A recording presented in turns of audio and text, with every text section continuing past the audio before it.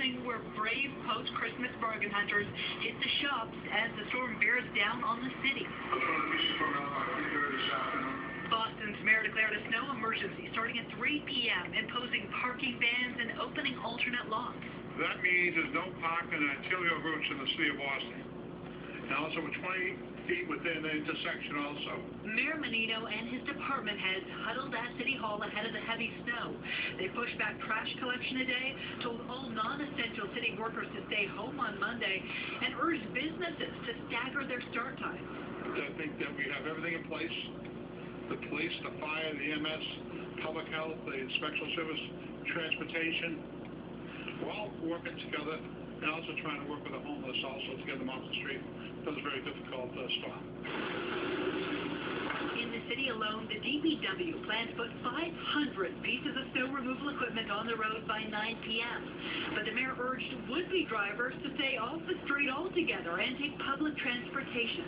The mayor calling on patience and a little help from the public, banding together to battle another New England winter. It's a serious situation this storm. If everybody cooperates with us, then we'll get through it. Emergency shelters have been opened up all throughout the city. If you need help, you're urged to call the mayor's hotline. We've got that number on our website, WHDH.com. As for City Hall, yeah, it's going to be open tomorrow, but again, only those essential workers will be inside.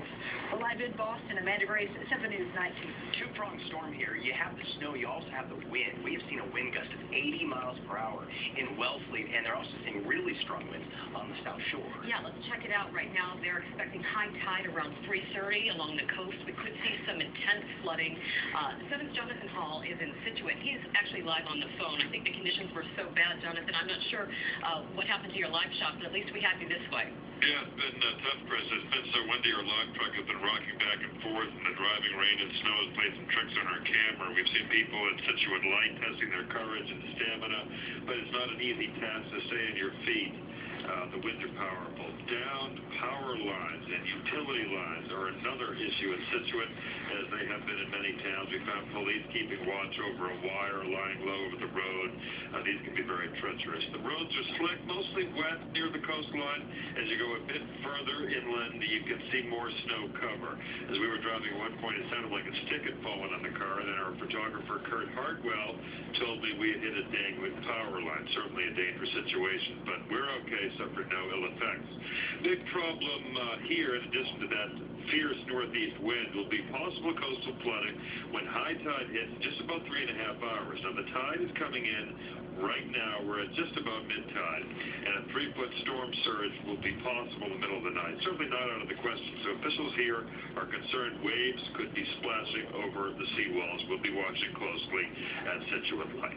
We're live in Situate. I'm Jonathan Hall, 7 News 19. Yeah, he's making an excellent point about those downed wires. If you see them, obviously stay away. And also, you might want to give a call to National Grid or NSTAR and just, let them know what you're seeing out there. You're kind of the eyes and ears. So, obviously, that's a concern, and the wind is what's bringing down some of these power lines, branches, and everything. Let's go now to Brockton. Victoria Block has been watching the conditions there and giving us status updates all night. What's the latest, Vicki? The snow, I don't know, I don't think it's my imagination, but the snow seems to be getting a little bit heavier, a little bit, the flakes are bigger than they were earlier tonight.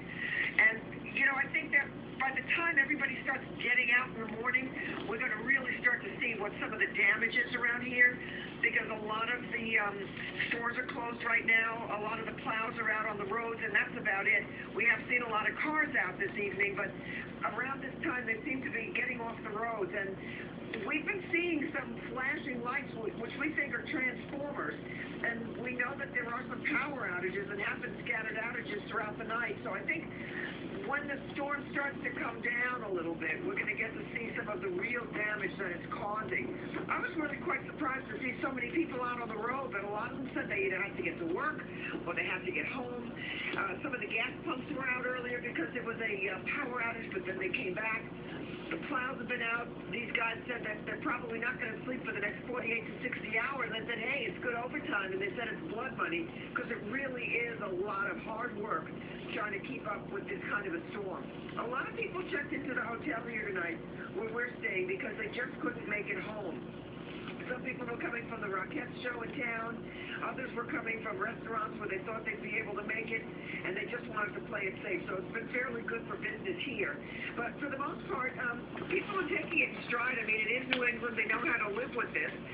But, you know, it's still early in the season, so I think people were hoping that it wouldn't be this early in the season. It certainly mess up a Christmas weekend because travel has just been a nightmare for people on the roads. But, you know, I mean, the snow just continues to fall. The winds continue to whip us around, and I think when all is said and done, we'll see how things are in the morning. But for the most part, we haven't heard of any serious accidents of any kind in this area.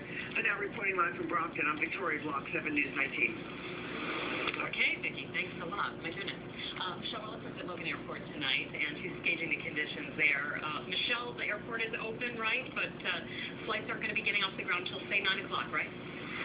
That is correct. The airport is open, but you certainly wouldn't be able to tell just by looking at things right now. Officials here say they prepared for this one the best way they could, but ultimately this storm was much too much, and carriers ended up having to cancel hundreds of flights. And so we're left with the scene that we have now, very still, a silent and quiet night here at Logan Airport. They're bringing out comps tonight here at Terminal A as well as Terminal E for travelers who are stuck here and don't have any place to go. We've took hundreds of flights canceled, international flights. We also had some carriers that just shut down in the early evening, carriers like AirTran, Delta, JetBlue, which is the busiest carrier here at Logan Airport. And so a very challenging day for officials here and travelers alike. Now they're looking ahead to tomorrow morning where flights are already canceled, adding to the backlog that was created today. And so they're expecting another challenging day ahead tomorrow. And so they're warning passengers to try and stay updated, to try and get online, to try and phone ahead and make sure that you have the latest information so that we can, so that you can handle the situation that this storm has created. They expect it to cause problems even long after the storm has passed on. For Logan Airport, Michelle Rutherford, the news. And with Massport saying, you know what, all flights are canceled until at least 9 a.m., really stay in touch with your airline if you have to travel during a very busy air travel time. Yeah, I think it's going to be snarled for some time getting those flights back up and running. Big time delays. We're going to have more storm force coverage after this break as we get a live look at Andover right near I-93. We'll check in with 7's Ryan Schulteis to talk about the conditions there. We'll be right back.